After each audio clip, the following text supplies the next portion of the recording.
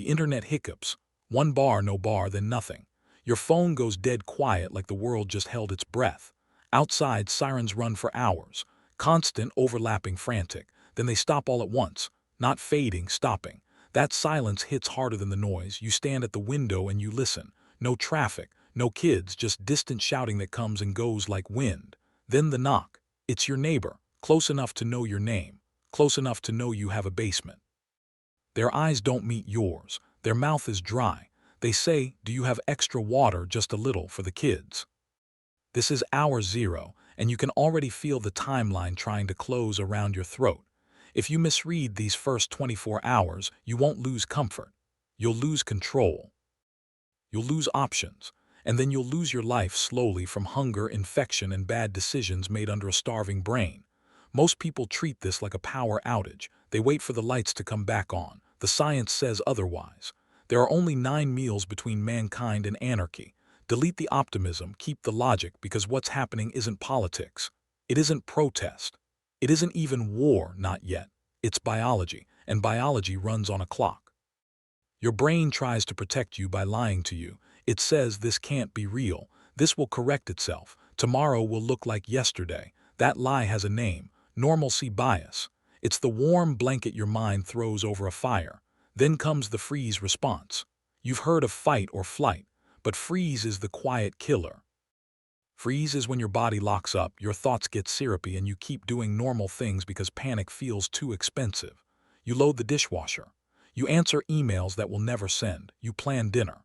And while you pretend the system is still there, the system is dying. The 9-meal theory is an old observation often tied to Alfred Henry Lewis. The idea is simple and it's brutal. Take away food. Take away reliable supply.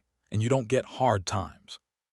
You get a countdown. 9 meals. Meal 1, people joke, they post. They refresh their phones like prayer. Meal 2, they start driving. Gas stations, ATM lines, grocery stores. Still polite, still pretending. Meal 3. The shelves are already thinning, not because there isn't food in the country, but because the delivery rhythm is broken and the crowd moves faster than trucks. Day 1 is confusion and hoarding. You'll see carts loaded with junk.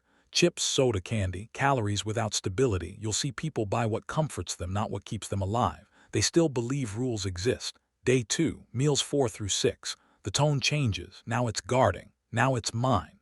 Now it's someone watching your hands when you reach for the last case of water. Crime shows up early, not as chaos. As strategy, car break-ins. Garage doors pried open at night. Someone testing door handles down the street. People begin to inventory you. They notice who has lights, who has a generator hum, who is cooking, who is calm. Day 3, meals 7 through 9, and the mask comes off. Total social collapse doesn't always look like fire in the street. Sometimes it's quieter, it's predation, it's groups moving with purpose. It's a knock that isn't a request, it's a probe. It's the moment a hungry father decides that your pantry is his child's future. And this is what you need to understand. You are not preparing for a civil war. You are preparing for a biological timer. Hunger changes the brain. It narrows empathy. It inflames aggression. It makes risk feel reasonable. A starving human becomes a different animal. Not evil, just driven. So you need protocols, not vibes, rules, not hope. First protocol, you become invisible. Attention is a currency you cannot afford to spend. In a collapse, being prepared looks exactly like being worth robbing. A tactical vest doesn't make you safe. It paints you. It says, I have gear, I have food, I have something worth taking. A generator doesn't make you comfortable, it makes you a loot drop. It announces, I have fuel, I have power, I have more than you. Your job is aggressive conformity. You do not look like a savior, you do not look like a soldier, you do not look like a target, you look like everyone else. Tired, stressed, average. You dress dull, you move dull, you speak dull. You keep your bags plain, you keep your tools out of sight, you keep your face neutral, because in a starving neighborhood the brightest object gets selected. Light discipline is not optional. If you have power, no one can know. One lit window at night is a lighthouse for desperate people. It says they have batteries, they have fuel, they have something. Blackout curtains, blankets, cardboard, whatever works. No candle in the window, no TV glow, no charging station lit up like a shrine. And understand this. Light isn't just what you see, it's what you reveal. Silhouettes in windows tell stories, movement tells stories, routine tells stories. Noise discipline is the same. The hum of a generator carries, it travels down alleys, it leaks through walls. So does laughter, so does music. So does a slammed car door when the street is otherwise dead. When society is functioning, noise is background. In collapse, noise is a beacon. And the worst signal of all is smell. Cooking smells are loud. Frying meat, boiling soup, coffee, those scents drift. They wrap around the block and climb into open windows. A hungry stomach is a bloodhound. If you cook, you do it strategically. You do it fast, you vent it, you mask it when you can. You don't turn your home into a restaurant sign. You are not hiding from bad people. You are hiding from math, the number of starving bodies within walking distance. Second protocol, caloric math. You think you'll die from bullets, most of you won't.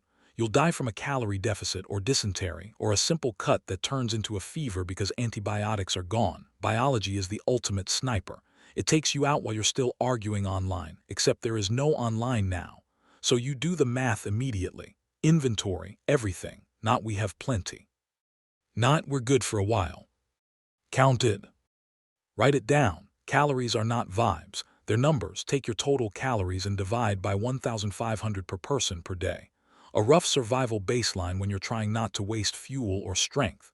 That gives you your time to death number, your TTD. And you need to feel how cold that number is, because when you see it, you stop pretending. You stop handing out food like you're buying your way into being liked. You stop eating like it's still normal. You set a lock. A 2,000-calorie lifestyle ends now. That was for civilization. Now it's efficiency. Protein and fat become priority. They keep you functional longer. They stabilize mood. They reduce the crash. Sugar burns fast and makes you hungrier. It's emotional food. It's not survival food. You ration with intention, not with guilt.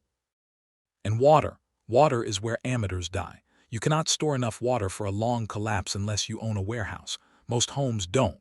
So filtration beats storage. You need the ability to turn dirty water into safe water, again and again. Without begging a truck to arrive, boiling works, but it costs fuel. Fuel is finite. Filters work. But they clog, they break, they need backups. Chemical treatment works. But only if you know the ratios and you don't panic and poison yourself. Unscented household bleach, if it's the right concentration, can disinfect water. But you measure. You don't guess. And you learn this now before your child is vomiting and you're trying to do math with shaking hands. Because dysentery doesn't feel dramatic at first. It feels like cramps. Then it feels like urgent diarrhea. Then it feels like dehydration you can't catch up to. Your lips crack, your tongue gets thick. Your urine turns dark, your pulse climbs, then confusion, then collapse. You can have food and still die from water, so your priorities are simple. Safe water first, then calories, then security. Security without water is a gun guarding a grave. Third protocol, trust physics. This is where you will get emotionally ambushed. The neighbor knocks again. Friendlier voice, sad eyes. We're just trying to get through this. Your brain wants to be good. Your identity wants to be the helpful person. But collapse doesn't care who you were. It cares what you have. Here's the neighbor's dilemma. Your neighbor is not a moral philosophy. Your neighbor is a biological machine programmed to keep their children alive. When their 9 meals are gone, their morality doesn't fail, it gets overwritten. Not because they're evil, because hunger is older than law, so you compartmentalize information. You never disclose your full inventory, not to friends, not to family outside your home, not to the neighbor who would never. If they know you have it and they become desperate, knowledge becomes pressure, pressure becomes coercion, coercion becomes violence. You can be kind without being transparent. You can be human without being foolish. If you choose to help, you do it on your terms. Small, controlled, deniable. You don't open your pantry like a confession booth. You form a trust cell only with people who bring assets. Not good hearts. Assets, medical skill, security experience, repair capability, radio knowledge, someone with a well, someone with a basement full of tools. In collapse, liabilities multiply. One extra mouth is not just one extra mouth. It's the noise they make, the mistakes they make, the sickness they bring, the drama they generate. Your trust cell is small, disciplined, quiet, and you establish a perimeter of silence. No bragging, no signals, no we're okay over here. Because information moves faster than people. A single conversation at the wrong time can turn your house into a destination. Now, hear the grim reality. Because this is where most people break. It's day 4. The initial chaos has burned through the neighborhood like a brush fire. Now it's embers, and embers are worse. It's quieter, it's colder. People aren't yelling as much. They're moving. You have food, not endless food, but enough to keep your household alive if you are disciplined. And then there's a knock. Not the casual knock from day 1. This one is slow, heavy, like a hand that doesn't care if you answer. You look through whatever you have. A crack in the curtain, a peephole, a camera if you were smart. It's a family you know. Good people. The dad's face is hollow. The mother's eyes are glassy. The kid is too still. Not crying because the body has started conserving. They say, please, we're starving, just anything. Your throat tightens. Your hand goes to the lock. And this is the moment civilization dies inside you, or you die inside your house.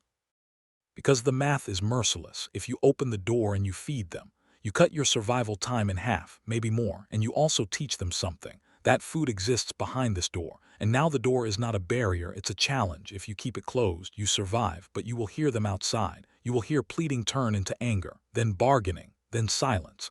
And you will remember that silence for the rest of your life, if you get to have a rest of your life. Survival logic is cruel.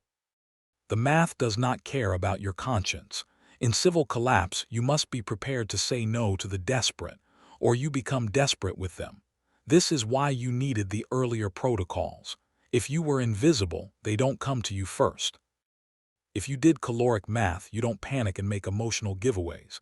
If you controlled trust, you didn't advertise your supplies in the first place. Now take the whole timeline and lock it into your mind. The 9-meal timer starts instantly, not when the shooting starts, not when the government makes an announcement, not when your city officially declares an emergency. It starts the moment the supply chain breaks, and people realize tomorrow isn't guaranteed. You become the gray man. Because attention gets you selected. You live by caloric math, because biology kills quietly. You treat trust like physics, because hunger rewrites people. And you accept the moral cost ahead of time, because indecision is what gets you killed. Civilization is a thin coat of ice over a deep, dark ocean of chaos. It only takes 3 warm days, 3 missed meals for the ice to break. When the water rises, do not swim. Build a raft of logic. Stay quiet, stay boring, stay hard to notice. The storm will pass, but only for those who respected the math. Subscribe to Mortal Logic. The simulation continues next week.